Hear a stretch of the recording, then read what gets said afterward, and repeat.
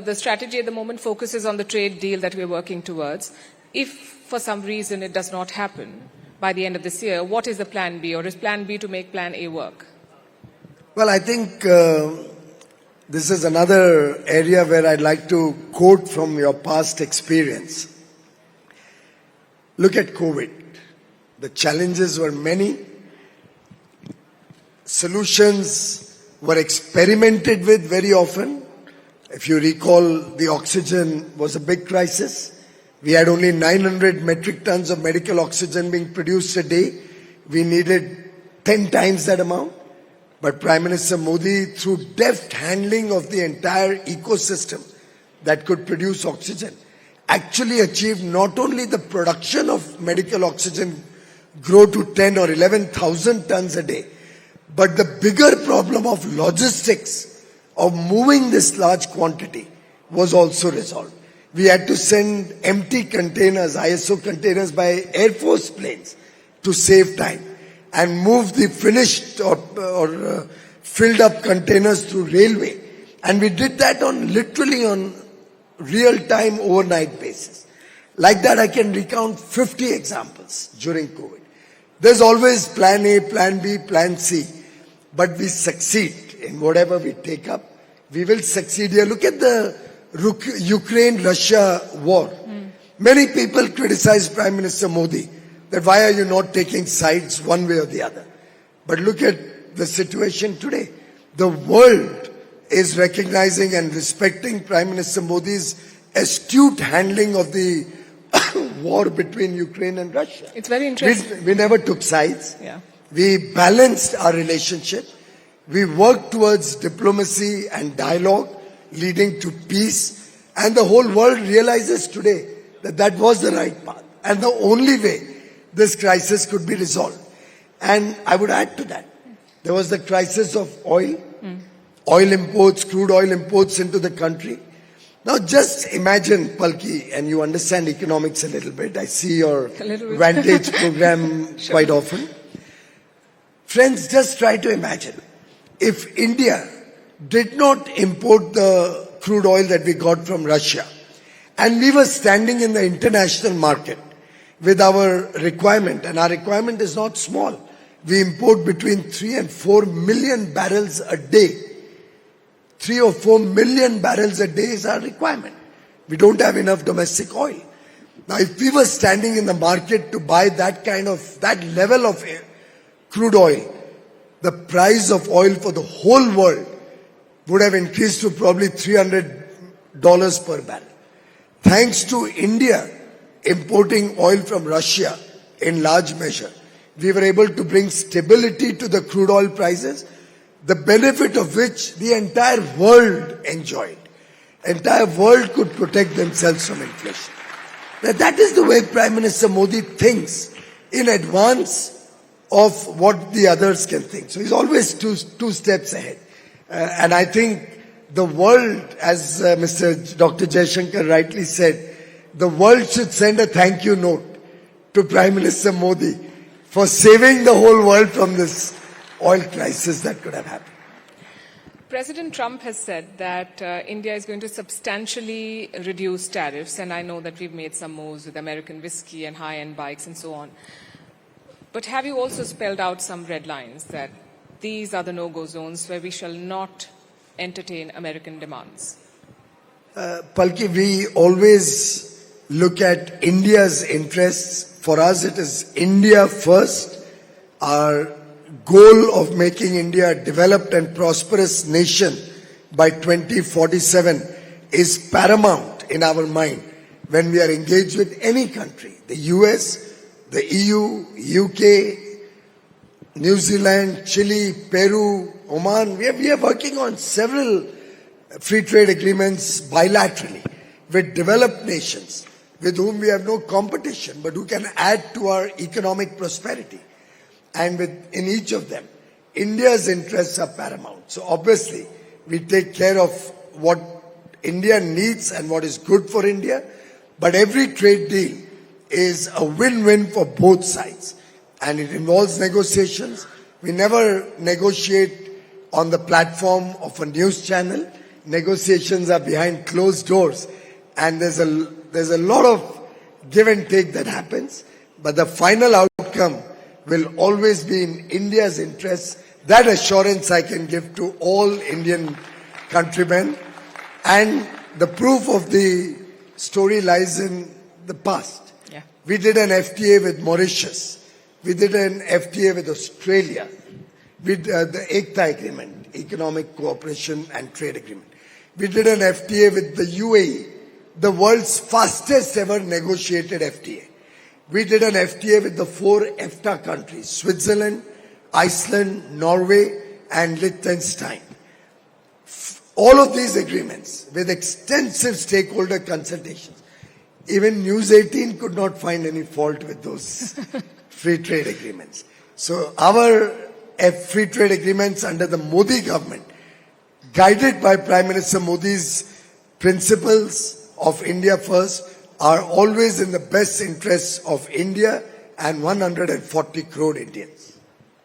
Piyush, have you heard the Gen Z term truth bombs? It's what you dropped a few days back about Indian startups.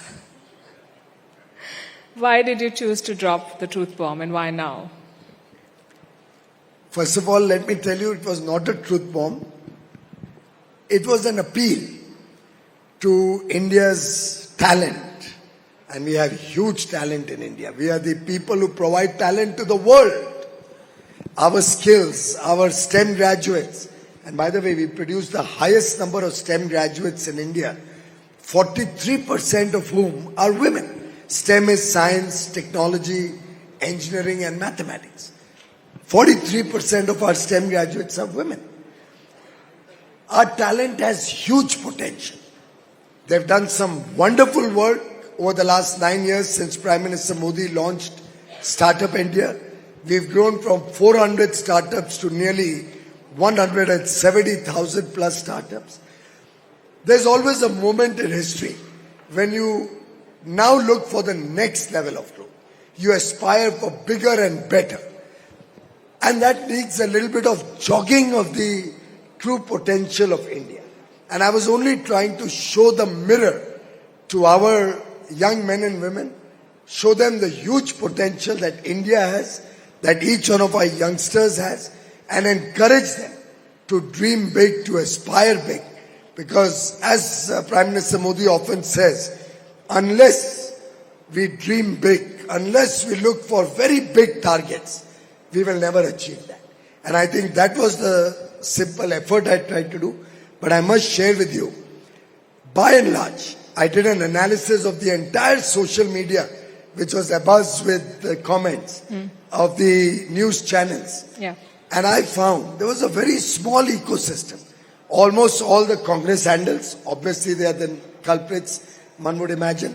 But I saw that I got my office to analyze all those news, all those handles on Twitter, on Insta, on Facebook who were critical of my comments. Save and except 3-4 people. Yeah. They were all a part of an ecosystem that has been bashing the Modi government on every single opportunity they got. I can share that report one day in public. It will be an eye-opener for all my young friends to see how the Congress party and its ecosystem doesn't wish to see our startups engage with modern technology, engage with the best in the world, have big aspirations, big targets. And on the other hand, even Aman Gupta of Shark Tank, I saw a lot of comments by very reputed founders, very reputed startup companies, welcoming the call to action for our youngsters to aspire to achieve big targets. You remember Chandrayaan? Yes. We didn't succeed the first time when we tried to do the lunar landing on the south pole of the moon. Prime Minister Modi was right there, encouraging the young scientists, encouraging the team, many women there, encouraging them, don't lose hope. I think it was Dr. Sivan at that time, encouraging them, we have to succeed. We will succeed as a nation. And lo and behold, second time around, we are the first country in the world to do the lunar landing at the South Pole. We need to encourage our scientists. We need to encourage our people. They have the potential. And that's what I tried. No, and I agree. It was a positive provocation, if I may, and it's important to have tough conversations to grow as a country. And new ideas, especially the ones in technologically advanced spaces, require a strong platform to build on.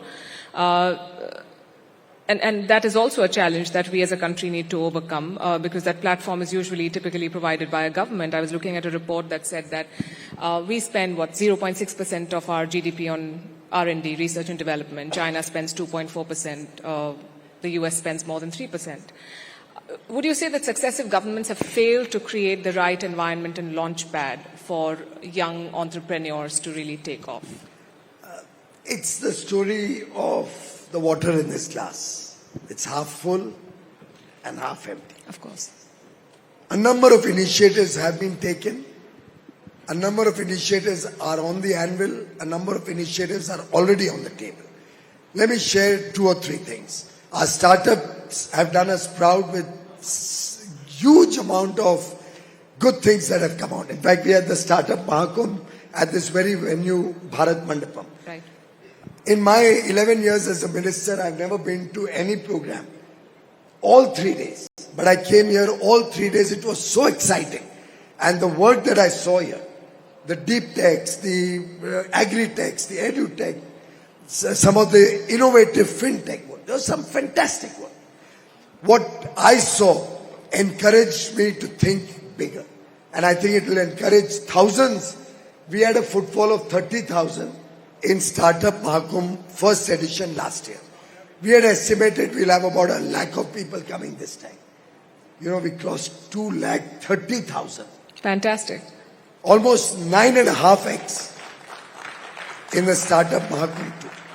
Out of the 3,000 exhibitors, 1,500 technology-based entrepreneurs. We gave them space free of charge, encouraging them to come here and showcase their technology products. We did a Mahariti, a challenge for the technology-oriented startups, where we gave 70 crores worth of grants. No equity, no loan, nothing. Grants to all those who came up with good ideas. And I gave out some of those awards. They were from places like Badaयूं, from Odisha, from Bihar, from Sikkim, from Guwahati, all over the country. Now we are coming out with Startup Fund of Funds second edition. Another 10,000 crores. And I've asked SIDBI, who monitors it, to promote more of the tech-based, deep tech-based, AI-based startups. Take more grant-based funding or less equity. Allow the founders to enjoy the equity. If they do well, allow them to claw back their equity. We are coming out with a 1 lakh crore Anusandhan NRF, National Research Foundation, a fund of 1 lakh crores to promote research in a public-private academia partnership. And that 1 lakh can be equivalent to 10 lakh crores of funding for R&D, because our R&D is at 1/10 the cost of US or Switzerland. So, and there are many more initiatives. Time is up. But I can assure all the viewers of Network 18 and its channels across the length and breadth of the country, Modi ji's government is with all of you. Go for it.